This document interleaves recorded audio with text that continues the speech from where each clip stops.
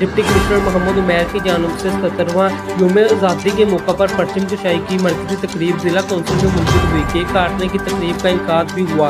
शजरकारी मुहिम के तहत पौधे भी लगाए गए। Deputy commissioner Mohammad Umair, DPO Rashid Zahir, साबका मेंबर सूबाई असम्बली शेख यकूब, साबका मेंबर सूबाई असम्बली मोहम्मद असलम, अंजुमन ताजरान मीडिया सोशल सोसाइटी ने कसीर तादाद में शिरकत की। इस मौका पर डिप्टी कमिश्नर ने मीडिया से गुफ्तगू करते हुए कहा कि बाबा कायदे आज़म मोहम्मद अली जिन्नाह और मुल्क पाकिस्तान के अज़ीम के लिए ज़वाल कुर्बानियाँ पेश करने हमारे तमाम हीरो की अज़मत को सलाम पेश करता हूँ। यौम आज़ादी ज़िला भर में पूरे जोशो खरोश के साथ मनाया जा रहा है। वज़ीर आला पंजाब मरहूम नवाज शरीफ साहबा की दूसरी विजन के तहत जिला को सरसब्ज़ व शताब बनाने के लिए 5 लाख पौधे लगाने के अज़म पर काम जारी है। गवर्नमेंट सेक्टर के अलावा सिविल सोसाइटी में भी इंतज़ामिया के साथ पौधे लगाए जा रहे हैं।